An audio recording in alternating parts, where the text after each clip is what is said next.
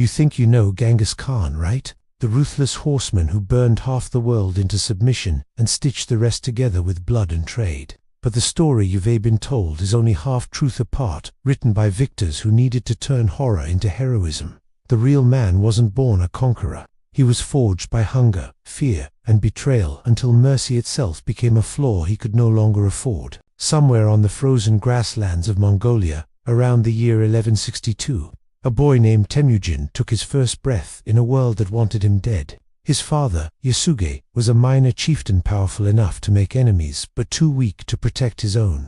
When Temujin was 9, his father was poisoned by rivals during a feast. One moment he was the son of a leader, the next he was the son of a corpse. In the nomadic world of the Mongols, survival meant belonging to a tribe. But the moment Yasuge died, his followers abandoned the widow and her children. Overnight, they went from being protected to being prey. Temujin's family wandered the steppe in rags, starving through endless winters. His mother scraped roots from frozen soil, caught fish with bare hands, and boiled bones for soup that barely kept them alive. Historians describe this period as exile, but exile doesn't capture the sound of your siblings crying themselves to sleep, or the way your breath freezes in the air while you dig through snow for anything to eat. That kind of suffering doesn't build empathy. It carves out everything soft until only calculation remains. Temujin learned early that pity doesn't fill your stomach and kindness won't keep you alive. He studied his father's killers, not their faces, but their methods. He saw how violence became language, how fear became currency. Out there, surrounded by endless sky, he realized something terrifying. You could own people without touching them. You could rule them through terror alone. Centuries later, psychologists would call what Temujin experienced complex trauma, a condition that strips away empathy and replaces it with cold, systematic thinking. For a boy growing up in the wasteland of betrayal, emotions were luxuries. He replaced them with strategy. His first act of power wasn't conquest, it was murder. At age 14, when his half-brother tried to steal food, Temujin shot him dead with an arrow. Family or not, weakness was contagion, and Temujin was done being weak. Every winter that followed hardened him. He watched wolves stalk herds, striking only the isolated and the sick. He noticed how rival clans used forced marriage and abduction to build alliances. Women were tools, bargaining chips, or trophies, never individuals. That was the law of the land long before he enforced it. What he did later wasn't invention. It was perfection of an already brutal system. When he became a man, Temujin rebuilt his father's lost alliances. One by one, he recruited outcasts and broken men, runaways, bandits, and slaves, promising them not compassion, but purpose. He told them they could build a world where loyalty replaced chaos. But loyalty, in Temujin's mind, meant obedience unto death. Those who doubted him were crucified, boiled alive, or left as warnings hanging from wooden frames on the steppe. To his enemies, he was a ghost in the snow, peering without warning, slaughtering without hesitation. To his followers, he was the only man who understood how to impose order on a universe that had none. When they looked into his eyes, they didn't see cruelty. They saw clarity.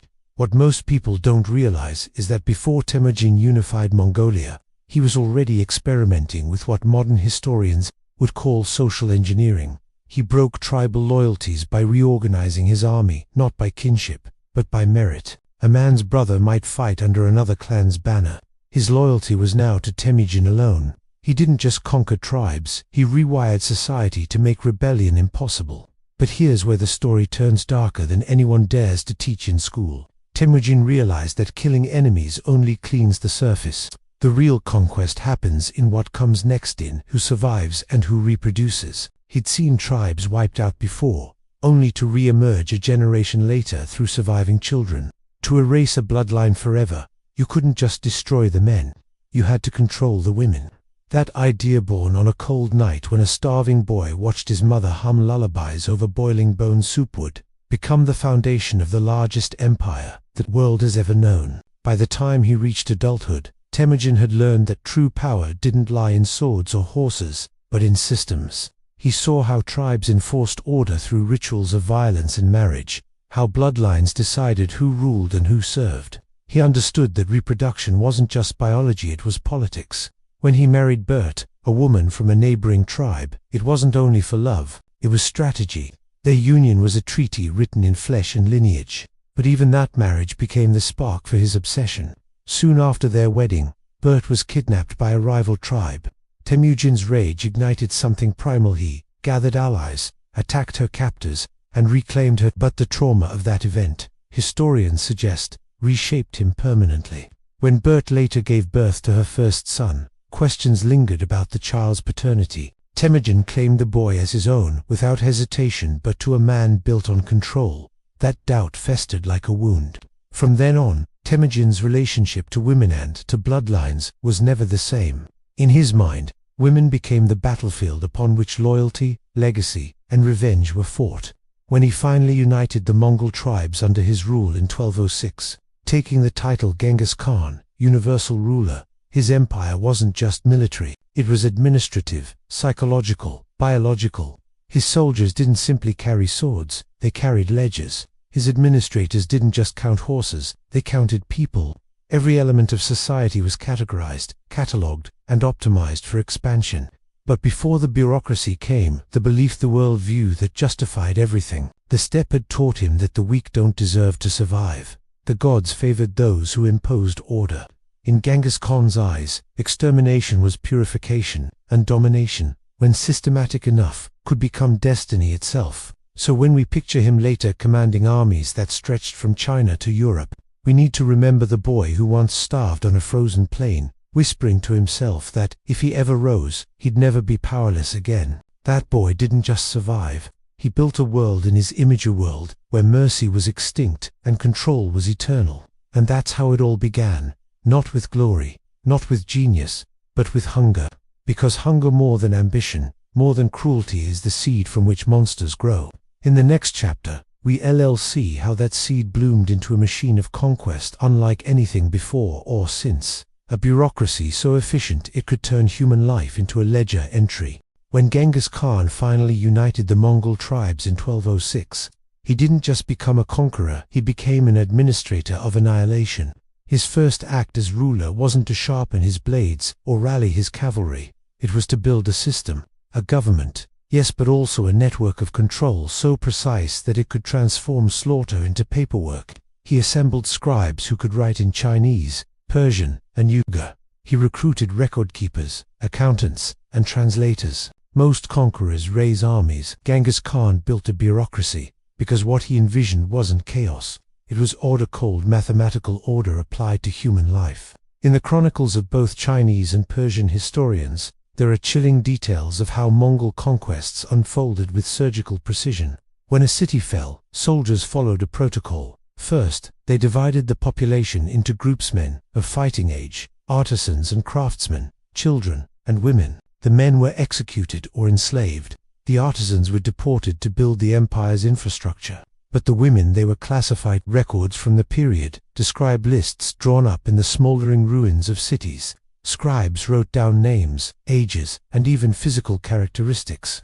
The women weren't treated as prisoners, they were treated as resources. A physician would inspect them for fertility and health, while guards stood by counting. Those deemed fit were marked with symbols. Some chroniclers claimed tattoos, others branding, and then divided into groups. Some were sent to military camps, others to traveling caravans that trailed behind the Mongol armies like ghostly shadows.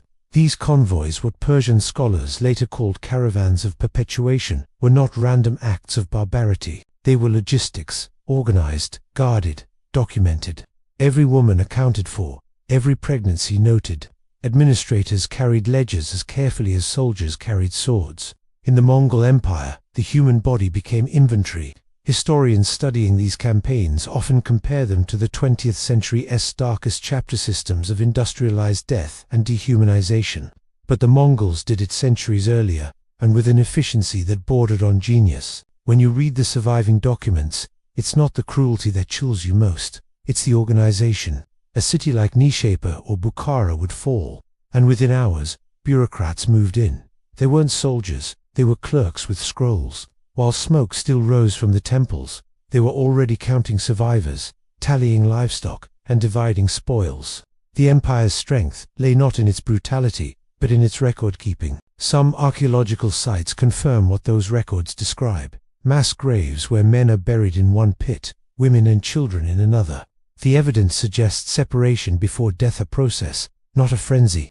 Layers of ash and artifacts tell the same story, execution followed by registration. To modern eyes, this looks less like warfare and more like an early form of data management. The Mongols tracked bloodlines. They calculated how many women each conquered region could provide, and how many children they expected those women to bear. One document, quoted in a Persian chronicle, described women of fine health and sturdy build, chosen for the court and the banners. The rest, it said bluntly, were distributed among the ranks. It's tempting to dismiss this as exaggeration, but the Mongol obsession with documentation appears everywhere in their empire. They counted horses, weapons, and even blades of grass for pasture taxation. Why would they not count people? Imagine the sight, a vast plain filled with hundreds of wagons carrying captives, each marked with symbols indicating their origin. Guards on horseback keeping pace, scribes noting numbers on parchment that flapped in the wind. At night, fires lit the horizon as clerks checked lists by torchlight. This wasn't an army on the move, it was a traveling demographic machine. Historians now call it administrative violence, the point where efficiency meets horror. Genghis Khan's system didn't just destroy societies, it absorbed them. And the deeper you look, the more you realize that what he built foreshadowed the bureaucratic empires of the modern age. Consider this: every Mongol general carried not just a sword, but a seal, a sign of authority to approve documents. The empire's clerks created records of spoils, prisoners, and births. In some regions, they even maintained censuses that tracked the offspring of Mongol soldiers with local women. To the empire, this wasn't sin, it was strategy. The Mongols understood something most medieval powers never grasped: that dominance required data. If you could record and categorize every life you conquered, you could control it. Even the smallest details served the machine. Army medics, for example, weren't only treating soldiers, they were inspecting reproductive health among captives. To Genghis Khan, biology itself was infrastructure. And make no mistake, he was proud of it. His court chroniclers wrote of order rising from chaos, of the unification of the world through Mongol blood. To them, the efficiency of the system was proof of divine favor. It was not an atrocity, it was administration. When you strip away the myth of the barbarian horde and look closely, you find something more disturbing: rationality. Genghis Khan's empire functioned with the precision of a modern state. Supply lines were calculated to the hour, troop rotations scheduled by lunar cycles, and reports delivered across thousands of miles by mounted couriers. It was a civilization built on discipline. Only the purpose of that discipline, the control of human life, turns it monstrous. Even today, historians struggle with the paradox. How could a society that valued law, meritocracy, and innovation also commit crimes so systematic, so bureaucratic, that they resemble the administrative nightmares of later centuries? The answer lies in Genghis Khan's guiding philosophy: chaos is wasteful, order is power. He applied that belief everywhere, from trade to taxation, from conquest to reproduction. If slaughter was a necessity, it had to be efficient. If rape occurred, it had to serve policy. If death came, it should leave behind data. The Mongols weren't merely brutal, they were methodical. And that's what makes them terrifying, because random violence dies with its perpetrators. But violence that's organized, written down, categorized, planned out lives them all. And that's exactly what happened. The machine Genghis Khan built kept running long after he was gone, carried forward by sons, generals, and bureaucrats who believed they were creating civilization. But behind every statistic, every list, every neatly inked scroll, there were people, women, mothers, daughters whose names were erased, replaced with numbers, whose bodies became a line item in the empire's ledger. In the next part, we'll see how this empire of paperwork became an empire of blood, a genetic conquest, so vast that it still pulses through millions of living people today. When scientists in 2003 announced that roughly 16 million men alive today carry the same Y chromosome signature linked to Genghis Khan's lineage, the world was stunned. 1 in every 200 men walking the earth, shopkeepers in Iran, farmers in Kazakhstan, businessmen in China share a genetic echo of one man who lived 800 years ago. But this wasn't an accident. It was the most calculated, deliberate act of biological conquest in human history. You see, Genghis Khan didn't just conquer cities or nations, he conquered the future. He realized that slaughter could wipe out a people, but blood could bind them forever. If his blood ran through his enemies' descendants, he didn't just win the war, he rewrote their history. Every campaign he led, from northern China to Persia, followed the same silent blueprint. Once the cities fell, the soldiers and bureaucrats began their grim arithmetic. The surviving women were divided according to rank. Nobles and scholars' daughters went to the Khan's generals and princes. Common women were allocated to the soldiers. The Khan himself, according to Persian records, claimed hundreds, perhaps thousands, of women from the territories he conquered. And these weren't fleeting acts of violence, they were policy. The offspring from those unions were not outcasts, they were heirs. They were raised Mongol, spoke Mongolian, and were given command over their mother's lands. Blood became allegiance. To understand the genius and horror of this, imagine being a young girl in a captured city, your family executed, your name entered in a ledger. Months later, you give birth to a child whose father is the same man who destroyed your world. That child grows up not as your people's son, but as his. He bears the conqueror's tongue, the conqueror's faith, and the conqueror's loyalty. And when he returns years later as an officer in the Mongol army, he's not invading your homeland, he's coming home. This was Genghis Khan's ultimate weapon, a system that erased rebellion through reproduction. Historians once argued that such scale of genetic influence could only be chanced, that the Mongols, through sheer number, simply intermingled, but new research suggests otherwise. Persian chronicles mention medicinal regimens, carried by Mongol physicians, herbal concoctions, said to ensure fruitfulness. Whether myth or fact, the belief alone shows how deliberate the system was. Even fertility became a tool of conquest. It's a chilling kind of efficiency where even biology bends to the will of empire. But the story doesn't end with the Khan's bedchambers. The genetic strategy spread through his descendants like wildfire. His sons and grandsons continued the same practices, seeing reproduction as a sacred duty to the empire. The result was a dynasty that seeded its blood from Siberia to the Persian Gulf. Some of these offspring became rulers of new kingdoms: the Ilkhanate in Persia, the Chagatai Khanate in Central Asia, the Yuan dynasty in China. Each generation diluted the Mongol identity but preserved the lineage. Within a century, Genghis Khan's genetic fingerprints stretched across half the known world. To the Mongols, this wasn't brutality, was destiny fulfilled. Their chronicles celebrated it as the spreading of the great seed. Even the word Gengizad, used to describe his descendants, became synonymous with legitimacy. If you had the Khan's blood, you had the right to rule. But beneath this grand design of domination, there existed another story, one rarely told. The story of the women who endured it. In the ashes of the Mongol conquests, archaeology has uncovered faint traces of resistance. Tiny artifacts buried beneath the soil, hairpins etched with clan symbols, prayer beads with hidden runes, small carvings of women's faces wrapped in cloth. They are tokens of memory, secret acts of defiance by women who refused to vanish. Some carved symbols into their own skin before being taken so that if they died, their children might someday recognize them.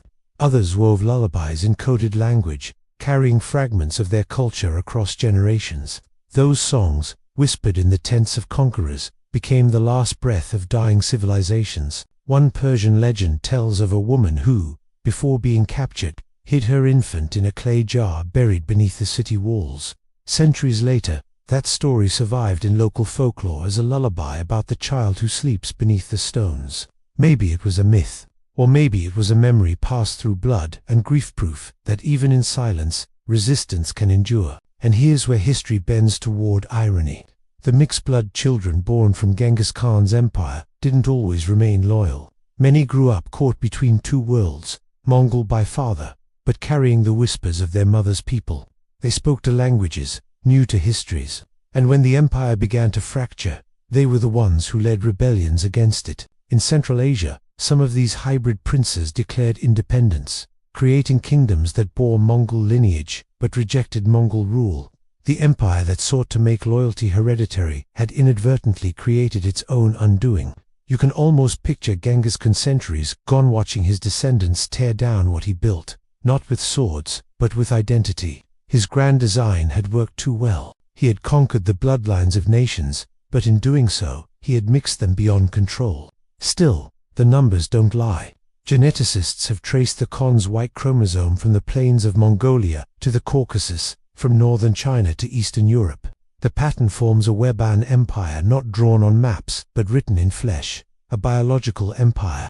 And yet, what truly haunts us isn't just the scale of it, but the way history remembers it. When scientists first revealed the 16 million descendants, the headlines called him the most successful man in history. They celebrated the data without asking the cost. Success by what standard? Because if survival of the fittest means turning survival itself into conquest, then yes, he succeeded.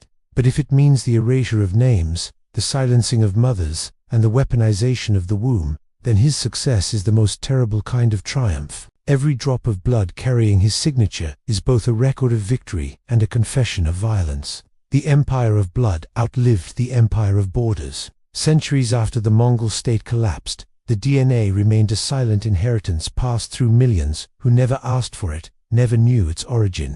They are the living proof that conquest can be hereditary, that violence can become biology, and as we'll see in the final part, the most disturbing legacy of all, ISNT buried in the past. SND, way the world still honors the man who made it possible. When Genghis Khan died in 1227, many believed the world would finally breathe again.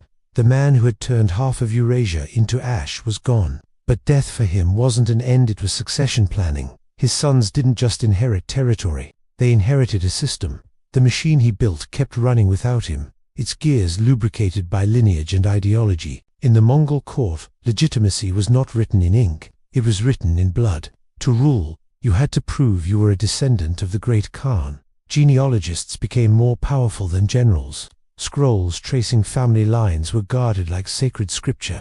A ruler's claim to power didn't rest on conquest alone, but on how many drops of Genghis' blood flowed through his veins. And so the empire that once measured its victories in corpses began measuring them in children. His grandsons fought over the right not to lead, but to belong. The Ilkhans in Persia, the Shagatats in Central Asia, and the Yuan emperors in China invoked his name like divine certification. The empire of blood had evolved into an empire of worship. Centuries later, even as the Mongol world splintered, his method endured. Other empires studied it, refined it, and gave it new faces. The Ottoman sultans built harems not for pleasure, but for policy, selecting women from conquered lands to birth sons of divided heritage, uniting regions through the body rather than the sword. The Chinese imperial courts institutionalized concubinage, filling palaces with women chosen for political balance. European colonial powers, centuries later, copied the same blueprint under a different moral costume, encouraging mixed marriages to ensure loyalty among colonized elites. They called it civilization, but beneath the silken scripture, it was the same idea Genghis Khan had perfected. Control reproduction, control the future. That's the dark genius of his legacy. It became invisible. His methods seeped into the DNA of empire itself. What was once overt domination became policy, custom, and culture. The language changed, but the logic didn't. The conqueror's seed had taken root, not just in the blood of nations, but in the way humanity thought about power. And while his empire turned to dust, his reputation rose from it like myth. Today, his face adorns Mongolian currency. His name crowns airports, vodka brands, and luxury hotels. Statues of him loom over the plains, gleaming under the same sky where his horsemen once rode. To modern Mongolia, he's a symbol of unity, resilience, and national pride. Schoolchildren are taught to revere him as the father of their nation, the man who connected East and West, who created trade routes, who built the Silk Road. All of those things are true, but so is this. His empire was founded on industrialized sexual violence, systematic ethnic cleansing, and the erasure of millions of women. And that truth rarely makes it onto the plaques beneath his statues, because history, as always, belongs to the winners, and the winners decide which atrocities count as progress. For centuries, scholars and storytellers have admired Genghis Khan's leadership, his military tactics, his innovation in communication and governance. Business schools cite him as an example of strategic efficiency. Motivational books call him a master of adaptability. But efficiency without humanity is just well-organized cruelty. When scientists revealed his genetic legacy, the world marveled at his biological success. Few paused to ask what that success actually meant. 16 million men alive today bear his chromosome, a triumph, not of evolution, but of domination. Their existence is the ghost of a policy, a ledger written in flesh. proof that violence can echo across centuries in the quiet pulse of a living heart. If the true measure of success is endurance, then Genghis Khan succeeded beyond imagination. His empire dissolved, but his conquest became permanent, woven into DNA, into memory, into the very frameworks of power that still shape our world. Look closely, and you'll see his reflection in every system that prizes efficiency over empathy, order over mercy, dominance over dignity. Every time governments justify cruelty as necessary control, every time corporations reduce people to statistics, every time nations glorify conquerors without counting the cost, his ghost rides again. Because Genghis Khan didn't just conquer land, he conquered the idea of conquest itself. He taught the world that victory could be made eternal through blood, and that the body could be turned into territory. And that's why, 800 years later, we can still feel his hand on our history. Every time we celebrate progress without remembering the pain that built it, every time we admire efficiency without asking whom it crushes, we echo his empire, the one that began with a starving boy on the Mongolian plains, whispering to himself that he'd never be powerless again. The empire of land is gone, but the empire of blood remains.